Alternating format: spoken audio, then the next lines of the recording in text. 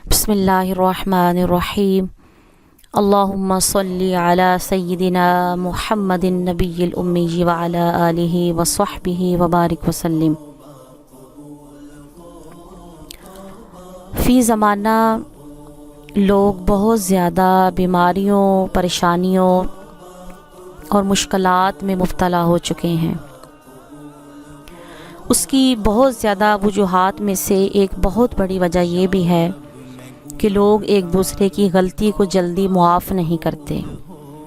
رسول کریم صلی اللہ تعالیٰ علیہ وآلہ وسلم نے اپنے عمل سے امت کے لیے رہنمائی کی ہے کہ لوگوں کی غلطیوں پر انہیں جلدی معاف کر دینا چاہیے، اور طریقہ کار یہ ہونا چاہیے کہ معاف کر کے سونا چاہیے، اور اپنے دل کو بغض، کینہ، حسد، ان تمام بیماریوں سے مکمل بچانے کی ضرورت ہے۔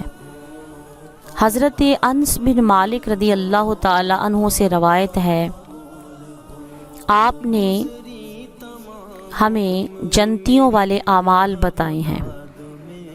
تو حضرت انس بن مالک رضی اللہ تعالی عنہ سے روایت ہے کہ انہوں نے کہا کہ ہم رسول کریم صلی اللہ تعالی علیہ وآلہ وسلم کے پاس بیٹھے ہوئے تھے، تو آپ نے فرمایا تھوڑی دیر میں تمہارے پاس ایک جنتی آئے گا۔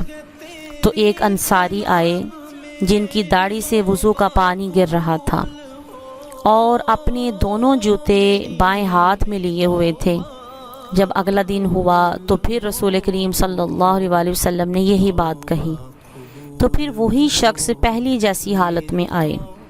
جب تیسرا دن ہوا تو پھر آپ نے وہی بات کہی، تو پھر وہی شخص سابقہ حالت میں آئے۔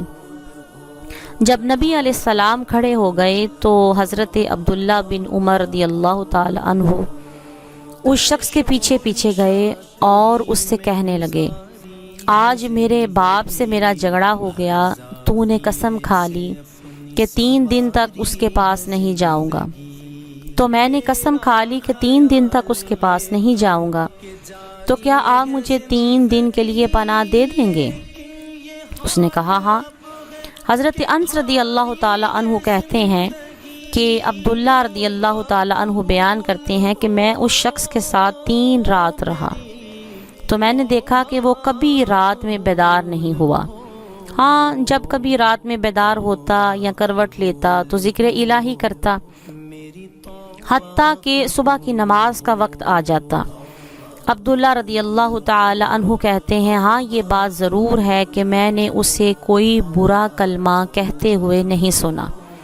جب 3 راتیں گزر گئیں اور مجھے اس کے اعمال حقیر معلوم ہونے لگے تو میں نے کہا، اے خدا کے بندے، میرے باپ سے کوئی لڑائی نہیں ہوئی تھی۔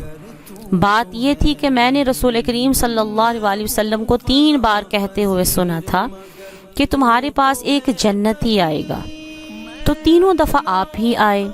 تو میں نے چاہا کہ آپ کے پاس رات گزاروں اور دیکھوں کہ آپ کیا کرتے ہیں تاکہ آپ کی پیروی کروں، مگر میں نے دیکھا کہ آپ نے تو کوئی بڑا کام کیا ہی نہیں۔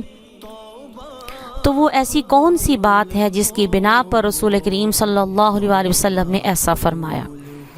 اس نے کہا، میں تو ایسا ہی ہوں جیسا کہ تو نے مجھے دیکھا ہے۔ عبداللہ رضی اللہ تعالی عنہ بیان کرتے ہیں کہ جب میں رخصت ہونے لگا تو اس شخص نے مجھے بلایا اور کہا، جو کچھ میں کرتا ہوں یہی ہے جو تو نے دیکھا۔ ہاں، یہ بات ضرور ہے کہ میں کسی مسلمان سے کینہ نہیں رکھتا، نہ کسی کی بھلائی پر کسی سے حسد کرتا ہوں، اور رات کو سوتے وقت دوسروں کو معاف کر کے سوتا ہوں۔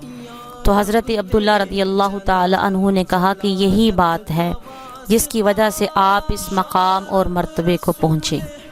اس حدیث مبارکہ میں ہمارے لیے بہت رہنمائی موجود ہے کہ اپنے دل کو دوسرے مسلمان بھائی اور بہنوں کے لیے کینہ رکھنا، بغض رکھنا، دشمنی رکھنا، عداوت رکھنا، اپنے دل کو گندا رکھنا ہرگز مکمل طور پر ہمیں ان بیماریوں سے بچنے کی ضرورت ہے، اور اپنے دل کو پاک اور صاف رکھنے کی ضرورت ہے۔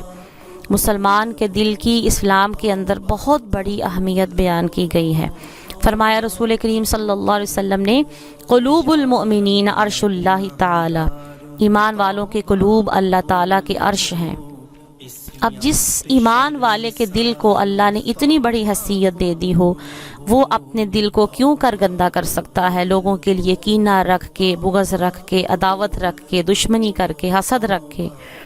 لہٰذا ہمیں صحابہ کرام رضوان اللہ تعالی علیہم اجمعین کے اس عمل سے یہی سیکھنا ہمارے لیے ضروری ہے کہ رات سونے سے پہلے ہمارے ساتھ جس نے بھی جو زیادتی کی ہو، جو بھی ہمیں تکلیف پہنچائی ہو، ہم اسے معاف کر کے سونا شروع کریں۔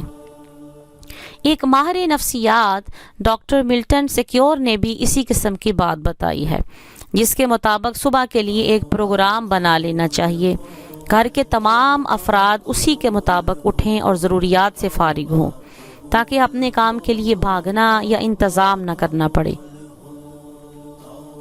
ڈاکٹر صاحب یہ فرماتے ہیں کہ ذہن میں پریشانی رکھ کر نہیں سونا چاہیے۔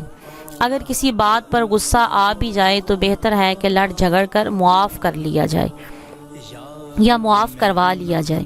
اگر آدمی اس پریشانی کو دل میں لے کر سوئے گا تو صبح کے وقت موڈ ٹھیک نہیں ہوگا، اور بھی اس کے علاوہ بہت سے نفسیاتی امراض جنم لیں گے، اور جب انسان کے اندر نفسیاتی امراض جنم لینے لگیں تو اس کا جسمانی صحت کبھی بھی ٹھیک نہیں رہ سکتی۔